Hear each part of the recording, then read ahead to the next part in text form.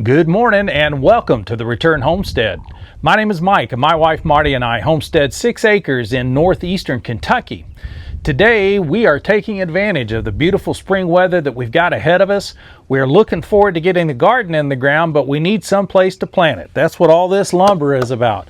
We're getting ready to start building our raised beds. Come on along with me and I'll show you exactly what we're doing.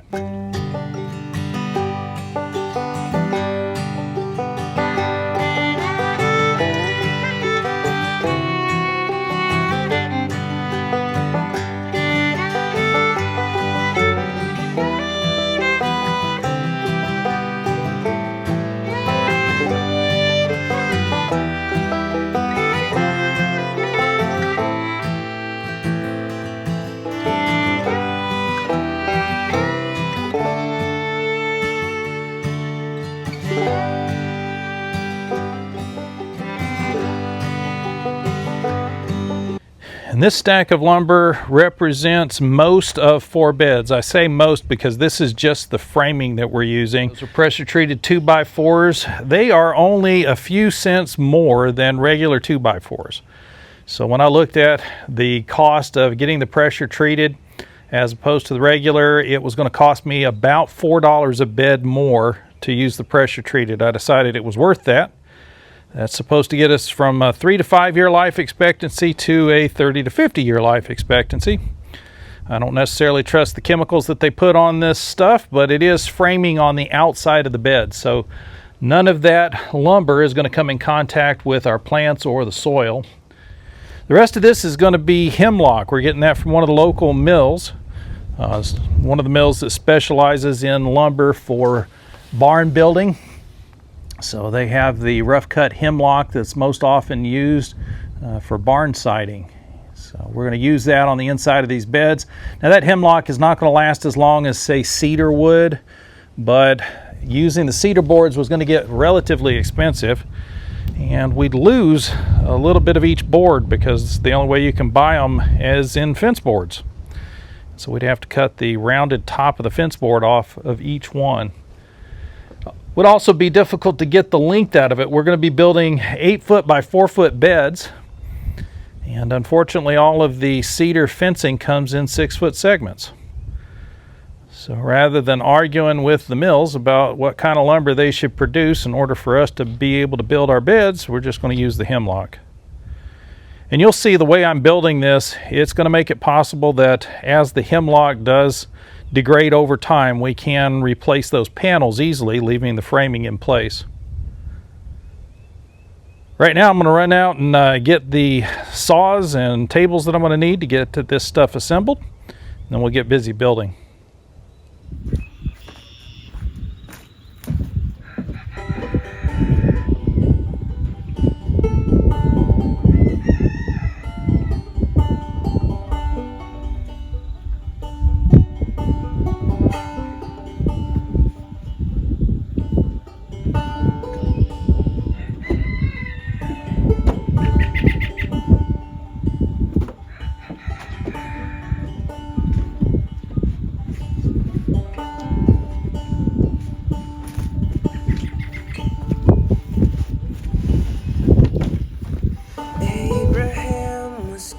To die, forsook his wife within a lie. I think I know the reasons why, 'cause he was made of dirt, and Joseph's coat was full of pride. The blood of goats won't wash you white. If I was his brother, I'd have lied and left him in the dirt.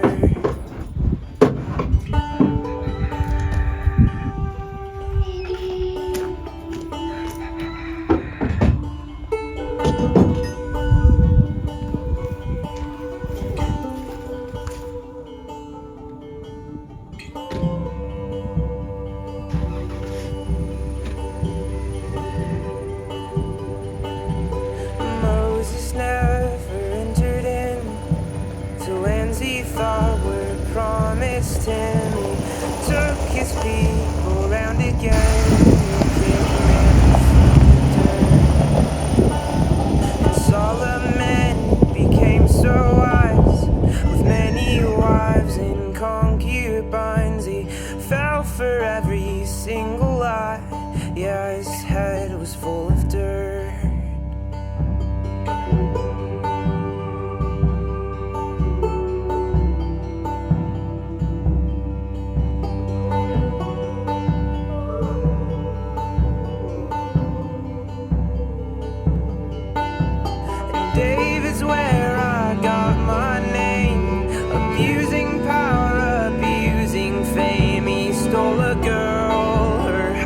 slain, left 6 feet in the dirt. And Peter fell to his own shame, denied his love, denied his name. He ran away when the people came to nail him to the dirt.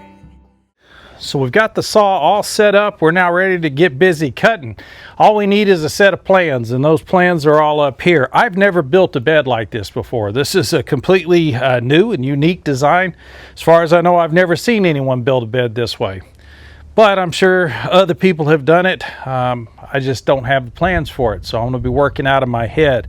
If y'all don't mind, I'm going to go ahead and build one of these myself. If I get all the framing done in enough time, then we're going to run out and grab the hemlock so I can finish the inside of it as well.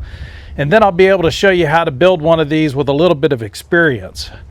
So bear with me while I get one of these built, and we'll be right back to you.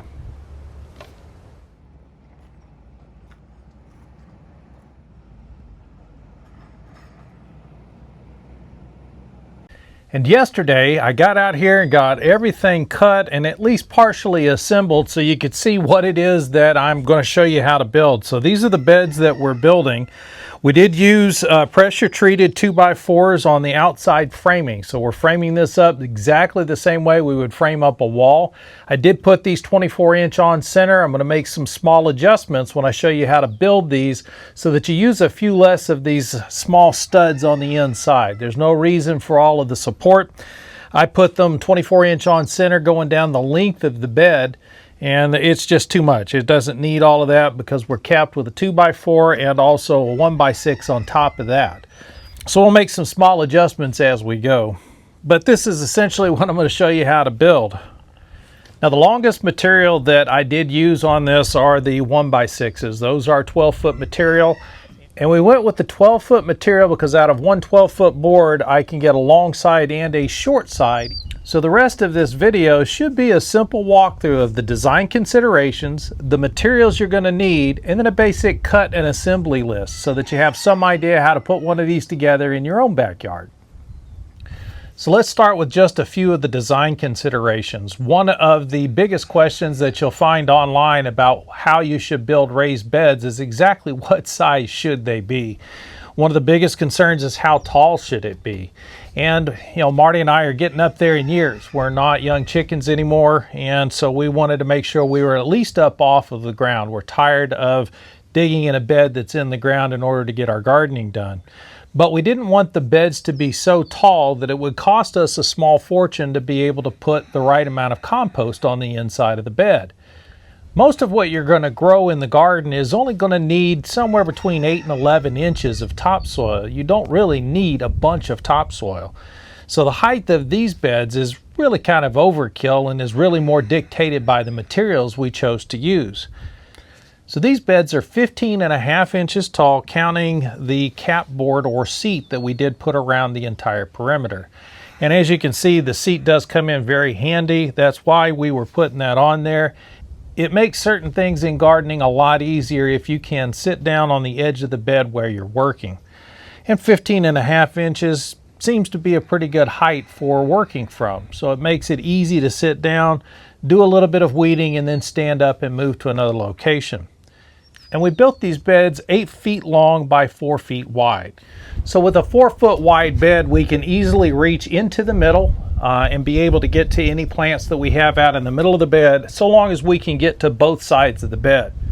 So that's why we went with the 4-foot by 8-foot long bed. And one of the other design considerations was what we wanted in contact with the soil. I knew that I wanted the beds to last as long as possible, and typically that's going to mean using a pressure treated lumber.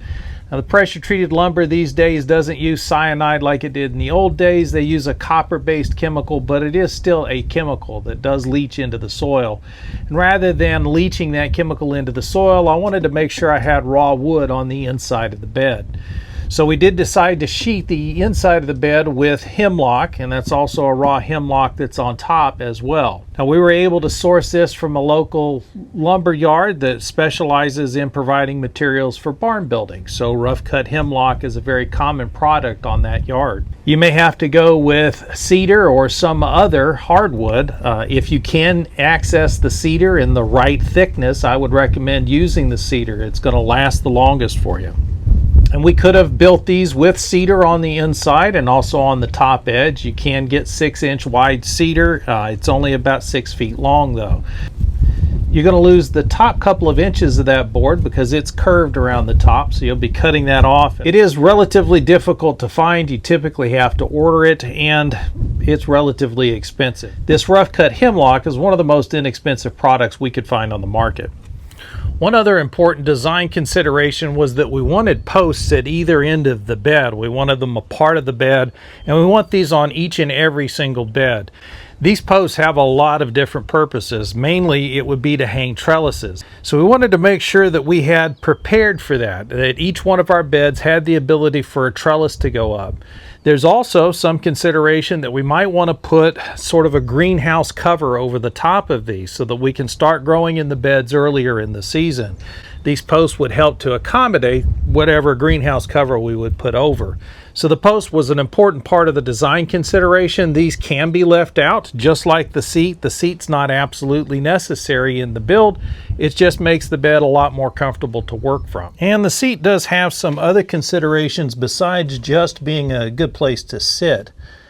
The seat also covers all of the seams between the sheeting and the framing.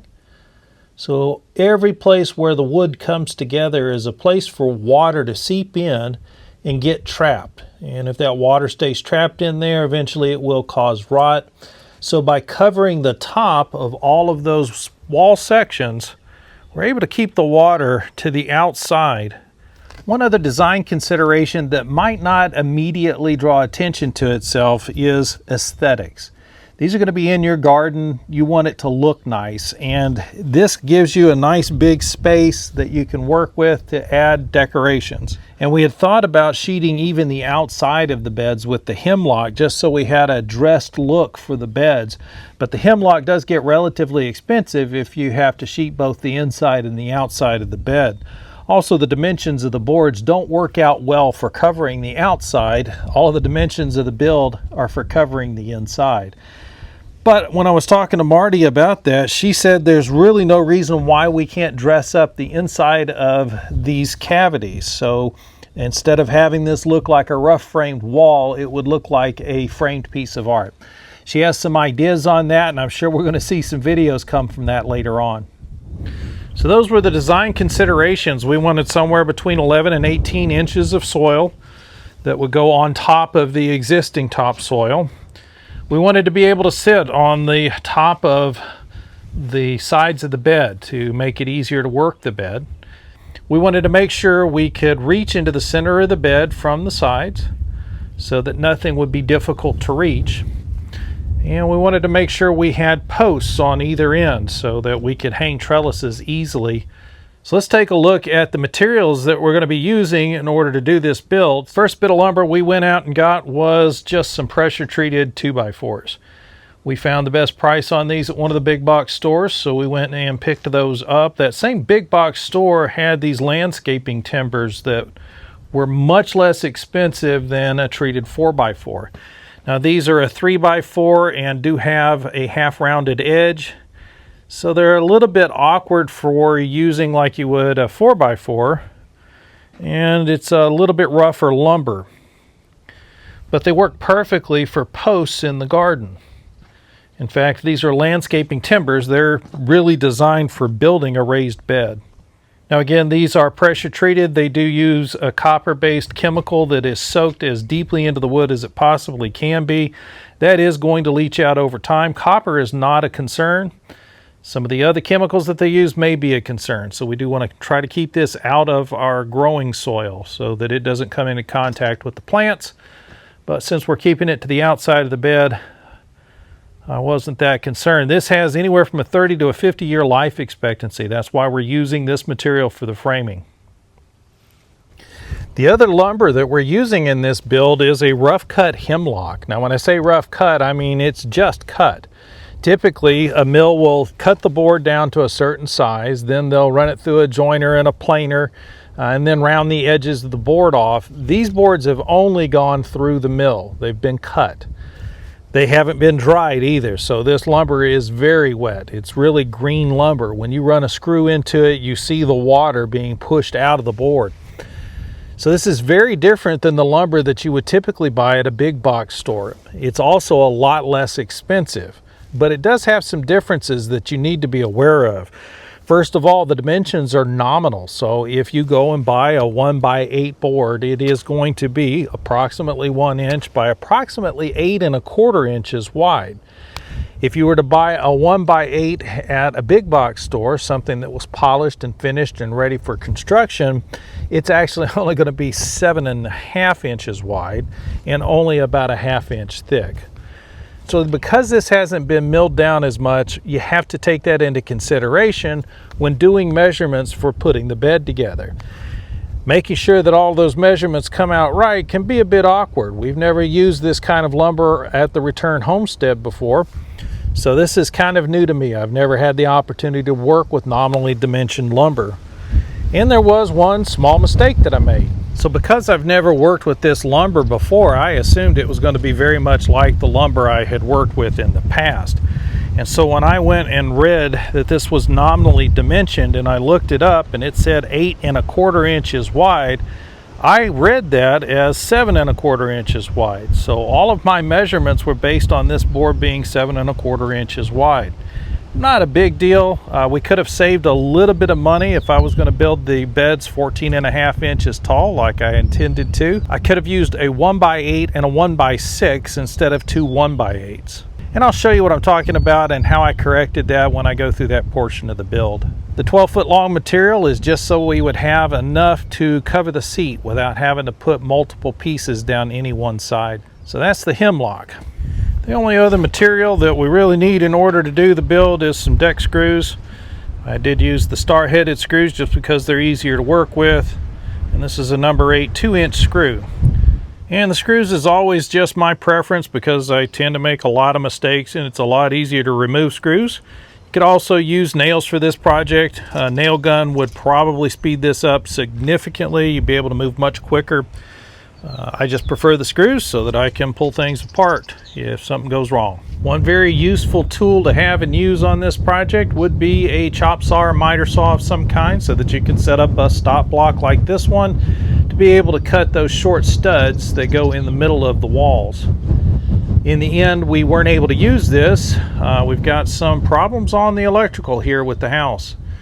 And in order for the electrical in this house to operate this saw, we're going to need a slow start switch set up on this saw. I don't have the time or resources to take care of that right now, so I'll be using a handheld skill saw for this build, which is a much more common tool to have anyway. And here at the Return Homestead, we do want to encourage you to return to the land, return to labor, and return to life. So this project is really for you. That's why I'm going through all of the details to give you a full cut list. So the beds we're going to be building are going to be 4x8 by 17 1/2 inches tall. And for each bed, you're going to need 8 2x4s, 8 feet long. You're going to need 6 1x8s, 8 feet long, and 2 1x6s, 12 feet long. Now your 2x4s could be pressure treated, and I am using rough cut hemlock for the 1x material. Let's get busy making some cuts. All right, to start with, we're just going to build some simple walls, and we know that our studs are going to be 13 1/2 inches long. So I just need to get as many 13 1/2 inch long studs out of a single 2x4 as I can. Let me show you how that's done. So we're going to start by cutting one of these, exactly 13 1/2 inches. Now if you have a chop saw and you can set up a stop block on that to make these cuts quicker, that'll sure save you a lot of time. But I'll show you how to make these as quickly as possible too. So make your measurement and then just using a skill saw. Make our cut. Now don't just discard or set aside that cutoff piece unless you want to keep measuring everything. Now because I want to repeat this cut over and over again, the easiest thing to do is to set up a stop block so that I can use this for my measuring and not have to pull the so I use my stop block to do measurements rather than pulling the tape measure every single time I'm measuring a new board.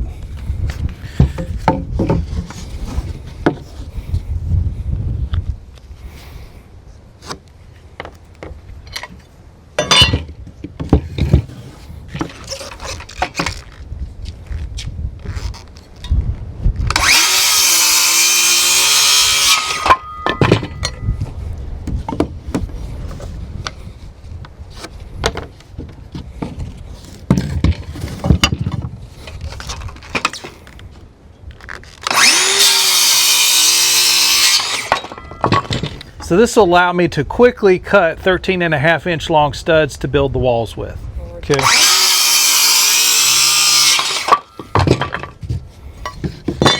So that gives us all the studs we need for building both the long side walls and the short end walls. And the long side walls are 8 feet long, so we can use just a 2x4. But you do want to measure those 2x4s and make sure that they are exactly 96 inches. This may not be as obviously critical right now, but when we go to put the seat on them, and we've only got 12 feet of material for building the seat, it'll become really important. So this board is about a 1/2 inch too long, so we're going to cut that down to size.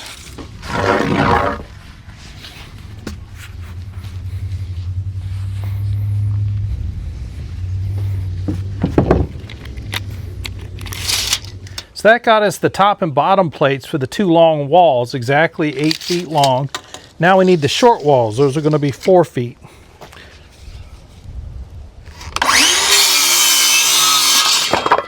Marty was just commenting that it seems like we're always racing a storm. And you know, that's really sort of the homesteading life. There is a storm coming, and we are kind of racing it. We want to get our systems in place so that we can take care of our needs here. You should be doing the same.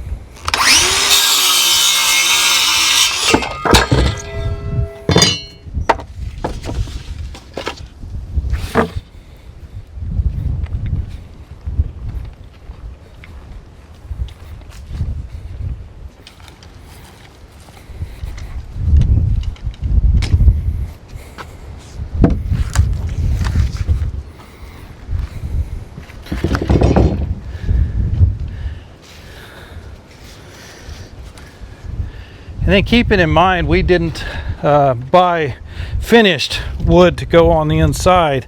This is rough cut hemlock, so I do want to look it over and make sure everything is copacetic. There's no splits or other problems that I might be able to cut off. These are going to be much longer than 8 feet, so we'll have to cut off a little chunk of it down here.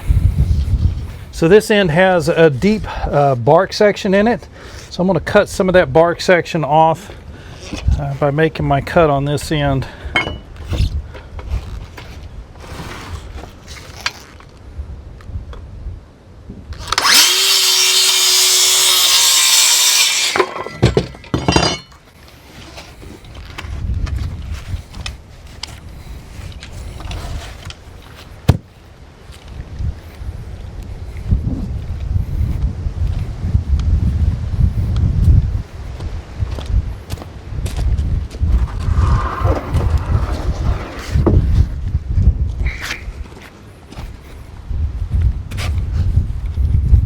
So we've got the hemlock cut for the long sides, and now we just need the hemlock for the short sides.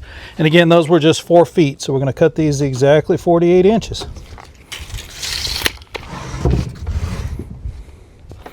If you need to make a cut like this and your board is kind of unbalanced because it's such a large piece of board on this side, one easy thing to do is just grab another long board and lay it across the end of the other one. Now we got a nice stable platform to cut on.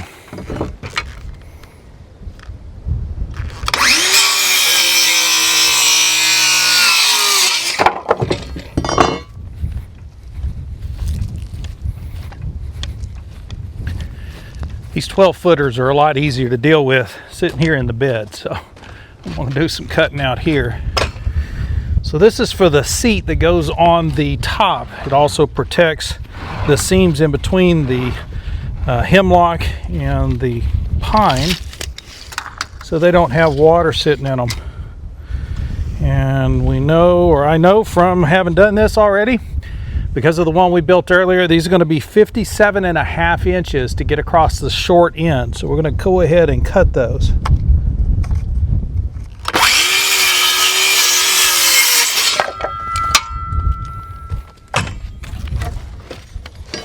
So these are 12-foot long boards, and I've just taken approximately 4 feet. So we're covering the 4-foot end, or the short end of the bed, which means the remainder of that board should cover the long side of the bed once we get both of the short ends covered. I'm not going to cut this one yet because we want to make sure it's a nice tight fit. I didn't do that on the sample one that I built earlier, so we're going to save this piece uncut, and we'll cut it once the bed is assembled. So that's going to be the seats. All the cuts are done except for the long side of the seat. Remember, we're going to leave that till the very end when everything's assembled. So let's go start putting things together. So the first step in the assembly, since we're using screws, that means I'm going to have screws going through the end of these boards, the top and bottom plates of the walls, less than an inch from the end of the board, and there's a good chance of getting a split and having a big chunk of wood kick out. I hate that. It's easy enough to pre-drill these, so all I'm going to do is just line up the ends of them here, and then somewhere toward the end here, just drill a couple of holes.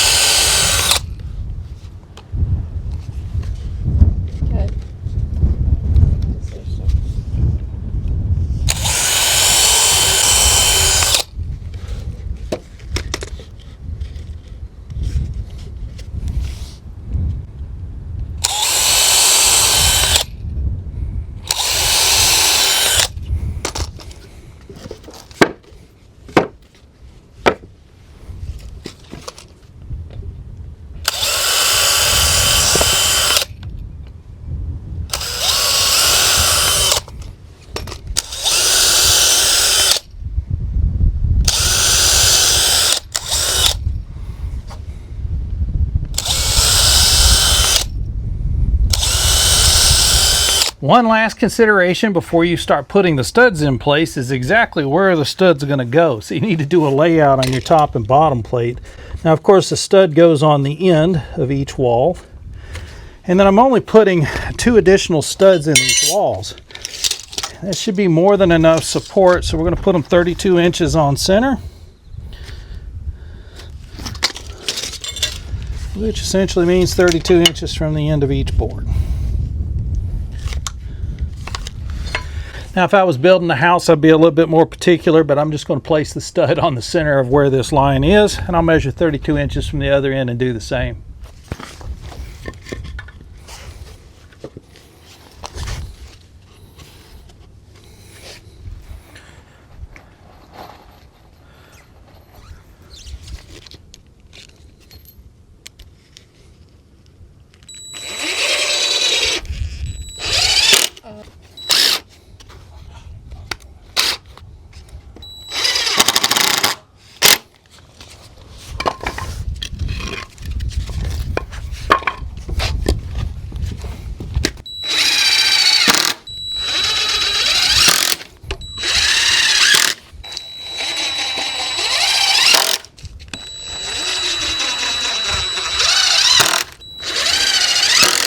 So once we've got all the studs in place and we've put screws in through the bottom, everything is butt screwed together. Now it's time to put the sheeting on. Now, keeping in mind that the sheeting is actually going to the inside of the bed, so we're just going to leave this like it sits right now and go ahead and lay the 1x8s on top of this. There's no real top or bottom to these yet, but I do want to leave this bark line as far away from the dirt as I can and on the top of a bed if possible. These should cover top to bottom. Should match up pretty closely with the studs, keeping in mind that this nominal rough cut lumber is not perfect.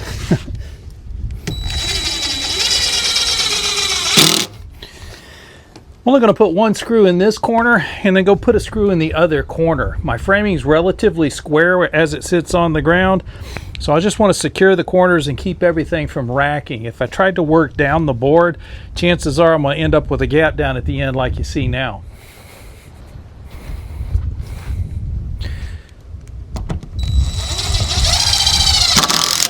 So another problem that I did see with this hemlock is it's not dried, so it does have some wiggles and wobbles in it.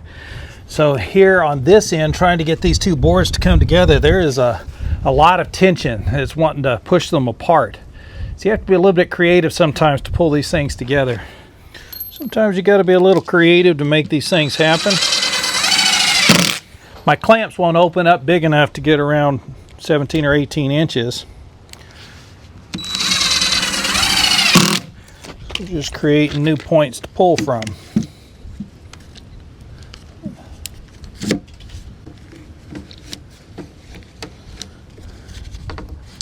And that'll allow me to pull the boards together in the middle nice and tight.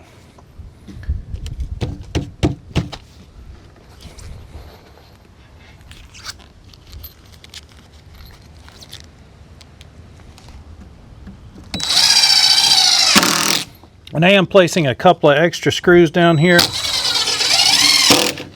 As these boards dry, I want to make sure they don't shift and move.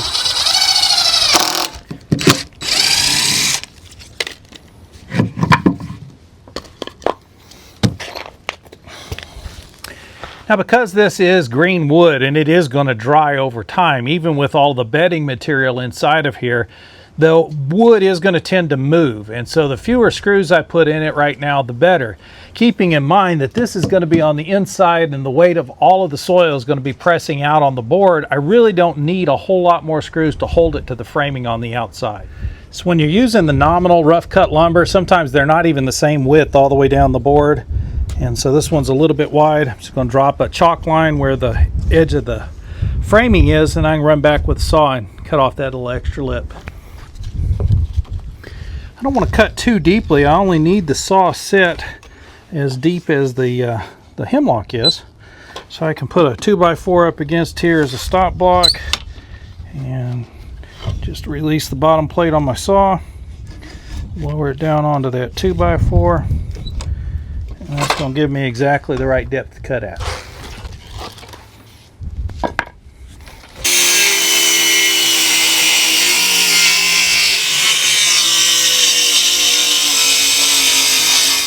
And you may have to do like we did and delay your work a little bit. We had to get everything cleaned up after we got that one side put together and call it a day. And then the next day it rained. And then the next day was super cold. There was no way to get any work done. The next day was super windy. So we've had to put this off for 3 days, but we're finally have all of the sides built and we've got everything out here in the garden. We're getting ready to put this thing together. So come on with us and let's get this thing finished up. So I'm just getting everything lined up with the fence. So I've taken some measurements off of the fence in order to set the very first side. And the other 3 sides will line up with this one to finally form the box.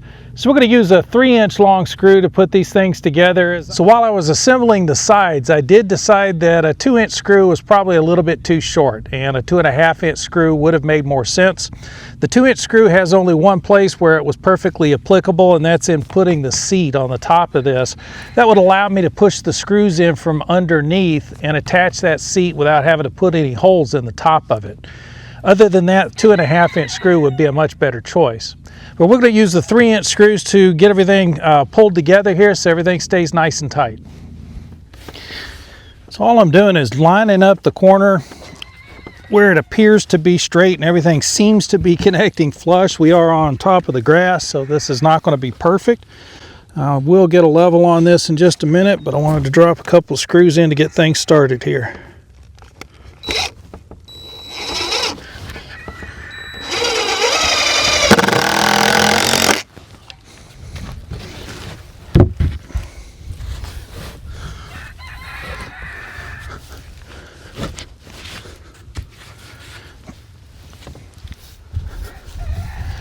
This is definitely one of those places where 2 strong backs would be a good idea.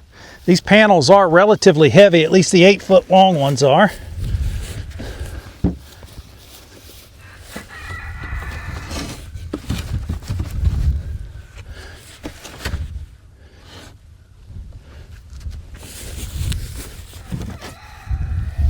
It's looking pretty good.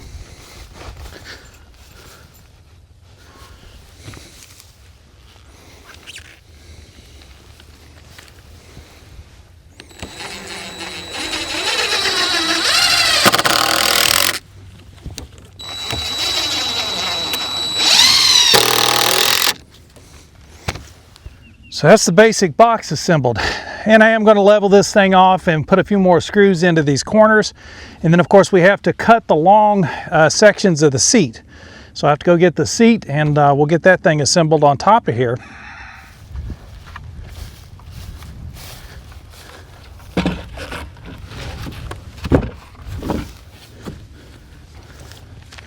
So this was the reason for the 2-inch screws in the end. I'll get a 1-inch penetration, or an 1.5-inch penetration here on the 2x4, and then another 1/2 inch into the hemlock. That makes sure I'm not going to poke through the other side, and that way I can secure the seat without needing to put any holes in it.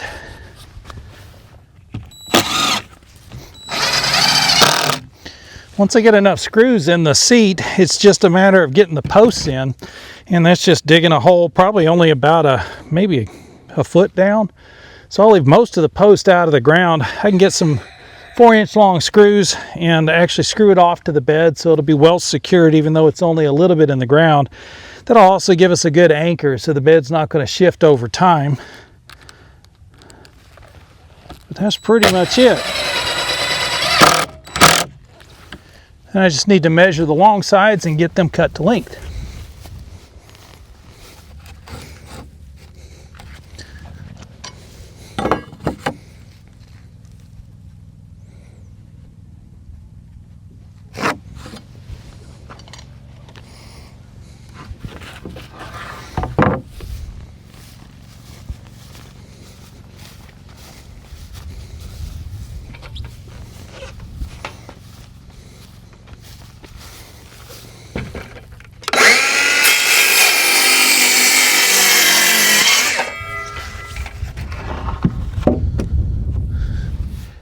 And just like that, we've got our first bed assembled out here in the garden.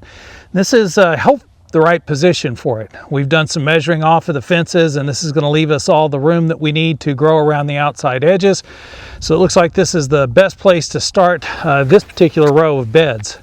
We went ahead and attached a post. I've still got to dig those into the ground. I just wanted you to see about what this is going to look like. We've got our seat on top. We've got a 17.5-inch tall bed here. That's going to allow us to continue to add compost and organic material every year so the bed can continue to get deeper and deeper, and we'll still be able to contain it within the original structure.